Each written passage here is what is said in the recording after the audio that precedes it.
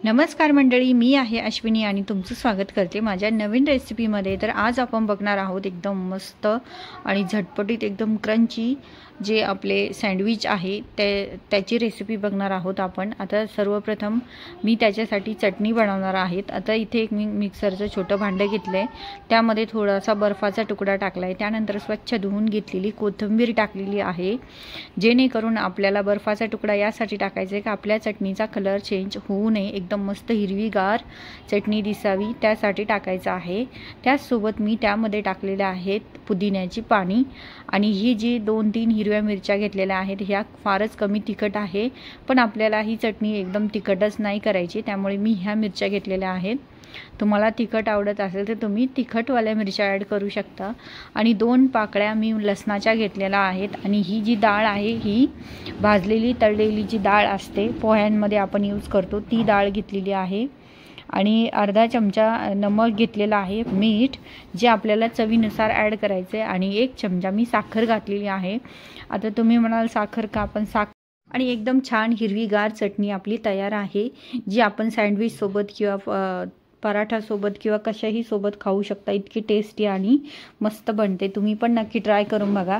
आता त्यानंतर आपल्याला सँडविचची तयारी करायची आहे। इथे मी घेतलेला आहे पनीर, हे 200 ग्रॅम पनीर आहे आणि त्याची बारीक बारीक स्लाइसमध्ये कट करून घ्यायचे, एकदम छान बारीक असं पातळ पातळ लेअरमध्ये, जेणेकरून आपल्याला सँडविचच्या मधोमध भरायचे आहेत। आता हे मी एक तव्यावर मस्त असे फ्राय करून घेणार आहेत, कारण जे आपण हे पनीरचा जो कच्चा स्मेल असतो तो आपल्याला म्हणजे काढून घ्यायचा आहे, त्यासाठी त्याला मस्त असं परतून घ्यायचं आहे। आता मी इथे 1 चमचा तूप टाकलेला आहे, गावरान तूप, तुम्ही तेल किंवा बटरही टाकू शकता। बघू शकता त्यावर आपल्याला थोडीशी हळद टाकायची आहे, थोडंसं मीठ टाकलेलं आहे मी, आणि त्याच्यानंतर थोडेसे चिली फ्लेक्स टाकलेले आहे, आणि मस्त असं दोन्हीही बाजूनी आलटून पलटून छान भाजून घ्यायचे। आता हे पनीर हे असल्यामुळे थंड असल्यामुळे फ्रीजमधून काढलेलं होतं, त्यामुळे थोडं ते चिटकत आहे, पण तुम्ही बघू शकता दोन्ही बाजूनी मस्त असं गोल्डन ब्राऊन होईपर्यंत आपल्याला परतून घ्यायचे, जेणेकरून त्याचा जो कच्चा वास आहे, स्मेल आहे, तो आपल्याला काढून घ्यायचा आहे। आणि आपले बनलेले आहेत पनीर स्लाइस। त्यानंतर आपल्याला त्याच्यावरचं कोटिंग जे बेसनचं करायचं आहे त्याची तयारी करूया। थोडासा ओवा आणि हळद आणि मीठ, चवीपुरतं मीठ टाकून हे एकदम छान फेटून घ्यायचं आहे, जोपर्यंत त्याचं एकदम पातळ बॅटर बनत नाही तोपर्यंत। एकदम मस्त छान असं येलो कलरमध्ये एकदम मस्त बेसनचं बॅटर आपलं रेडी होईल, आणि एकदम झटपट बनते हे सँडविच, तुम्ही पण नक्की ट्राय करून बघा। आता एखाद्या दिवशी तुम्हाला जर खूप कमी भूक आहे आणि असं मस्त चटपटीत खावंसं वाटतंय तर तुम्ही नक्की हे सँडविच ट्राय करा, एकदम मस्त आहे आणि एकदम छान बनतात।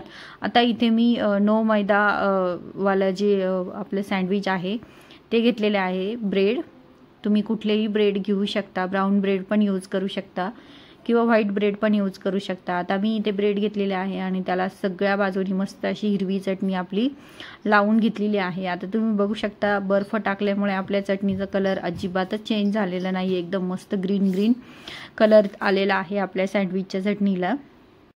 आता माझ्याकडे सँडविचसाठी अजिबातच मायोनीज नव्हतं किंवा कुठलाही ब्रेड स्प्रेड वगैरे काही नव्हतं, सँडविच स्प्रेड, तरी पण आपले सँडविच इतके टेस्टी झालेले आहे। कुठल्याही बाहेरचे आर्टिफिशियली सॉस वगैरे मी न यूज करता अगदी घरच्या घरी साहित्य वापरून किती छान असे सँडविच बनवलेले आहेत।